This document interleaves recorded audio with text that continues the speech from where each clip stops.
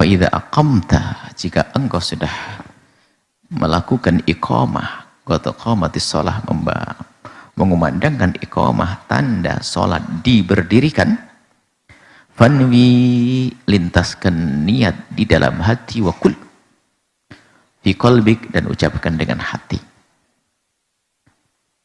Ucapkan dengan hati waktu setelah iqamah itu, aku niat uaddi fardhu dhuhri lillahi ta'ala, aku niat sholat duhur karena Allah Ta'ala, kalau itu zuhur.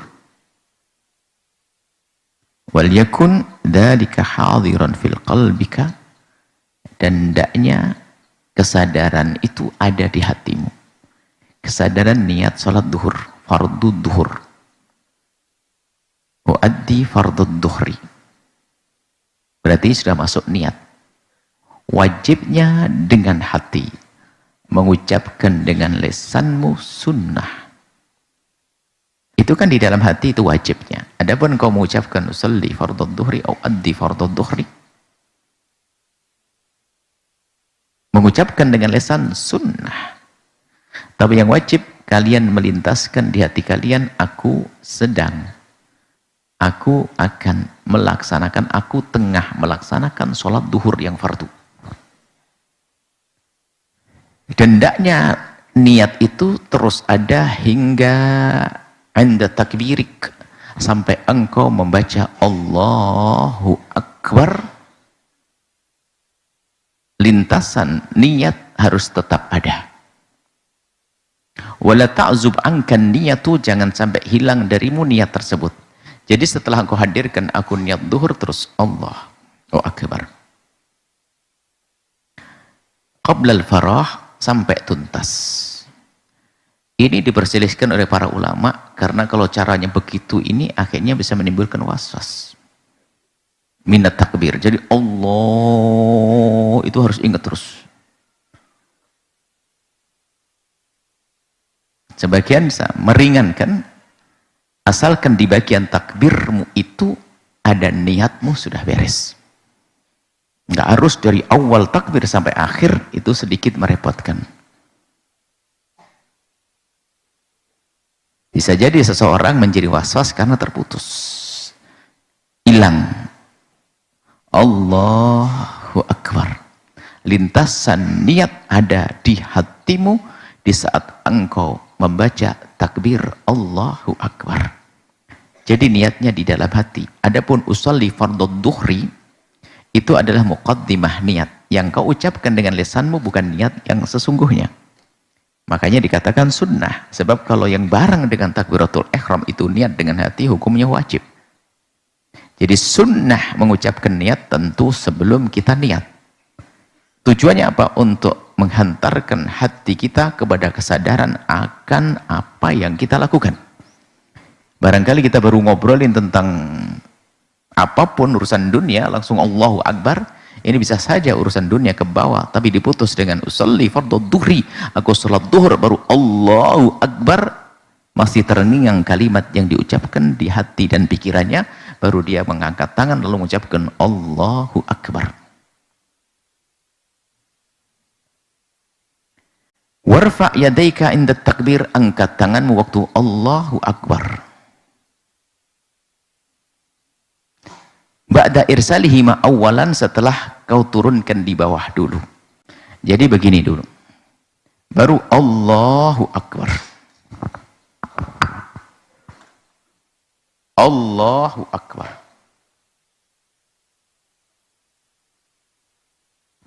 Jadi di tangan, tidak, bukan gini dulu Allahu Akbar, enggak. Jadi irsalihima diletakkan ke bawah dulu, baru Allahu Akbar. Awalan, diturunkan dulu. Hadwa mankibaik, sekiranya tanganmu lurus dengan pundakmu. Tangan lurus dengan pundak, berarti jemari dan telapak di atas.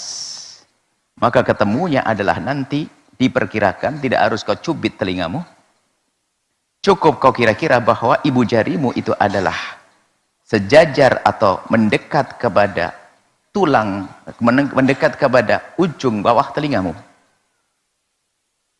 Tidak harus Allahu Akbar gini ya. Nggak usah ini. Cukup gini.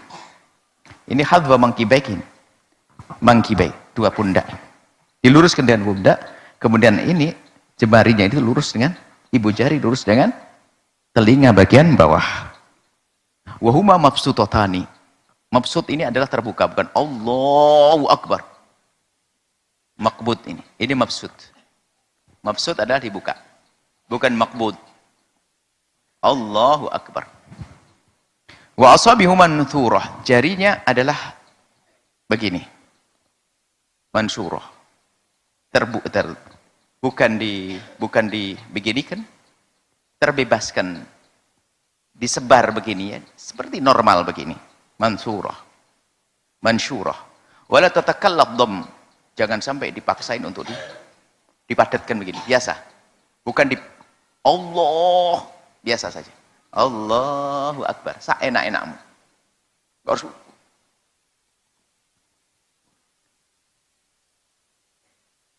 Wala tafrijah. Jangan begini juga. Allahu Akbar. Keren. Nah. Biasa. Bihaitsu tuhadi bi ibhamaika, sekiranya bisa sejajar dengan dua ibu jarimu, syahmatai udunaik, ini tulang bawah udunmu, tulang telinga bawahmu ini lurus, tidak harus nempel, kira-kira saja sudah nempel. Allah nggak harus kayak gini. Itu biasanya orang kena was-was, dipikir wajib Allahu Akbar, nggak usah ya. Jangan-jangan malah dibegituin, sebab khawatir anak-anak kita ini malah dilarang, malah dilanggar. Sudah bilang jangan, nggak malah dipilih. Ini ya ngantuk. Sudah jangan, malah dicubit. Ya, ada anak-anak sudah gede, kadang-kadang keblinger. Ya. Jangan sampai salah. Sudah dibilang jangan, malah iya. Ya. Wa bi ru'usi asabika ala udhunaik. Adapun di ujung jemarimu di atas telingamu, pas berarti begini. Ini yang bawah, ini tengah, kan pasti di atas telingamu. Fa idza istaqarrata, kalau sudah tenang, blek, diam dua-duanya, fi maqarrihima, sudah tenang, sudah tempat, fakabbir, baru bertakbir, Allahu Akbar. Ini sebagian cara. Sebagian mengatakan takbir dari mulai kita mengangkat, sebagian mengatakan Allahu Akbar. Allahu Akbar. Ada sebagian mengatakan cara takbir seperti itu. Tentu ini ada perbedaan. Ada yang mengatakan Allah mulai mengangkat sudah bertakbir. Ada yang mengatakan, ini dikatakan seperti yang dikatakan Imam Ghazali, Allahu Akbar. Diikuti ini ulama.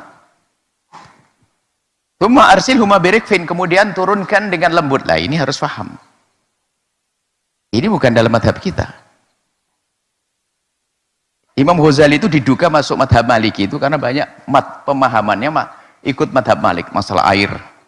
Masalah ini, kalau dalam madhab kita Syafi'i, beliau Syafi'i, Allahu Akbar langsung begini. Madhab Malik, Allahu Akbar. Nah ini Imam Ghazali ini ada Malikiyahnya dalam hal ini, aroma Malikiyahnya. Sehingga seperti Marakus Su'ud, mandumah usul fikih itu, di belakang itu disebutkan ulama-ulama Syafi'i yang pindah Malikiyah, Imam Ghazali yang diambil. Nah, diambil Imam Ghazali. Karena memang ada beberapa pemahaman madhab, pemikiran Imam Ghazali memang mirip. Masalah air, Islam air musta'mal dan sebagainya. Kalau kita di Ihya Ulumuddin, masalah muzalbihi, alat air, persis madhab Malik. Termasuk ini jangan diikuti ini. Madhab Syafi'i langsung kayak begini, gara-gara madhab bawa kitab ini. Ya, ini madhab, kalau madhab Syafi'i, ini beliau Syafi'i, cuman dalam hal ini beliau sesuai dengan madhab lain. Allahu Akbar gini, gara-gara ini berubah Allahu Akbar. Ini beda nih. Kan kita sebutkan banyak, apalagi waktu kemarin belajar apa yang madhabnya beda itu. Ta'lim itu Hanafi. Banyak istilah-istilah yang kalau tidak paham bisa salah nanti. Imam Ghazali madhabnya Syafi'i. Cuman banyak beberapa hal yang sesuai dengan madhab Maliki. Setelah Anda menyaksikan video ini, jangan lupa berselawat kepada baginda Nabi Muhammad sallallahu alaihi wa alihi wa sahbihi wasallam.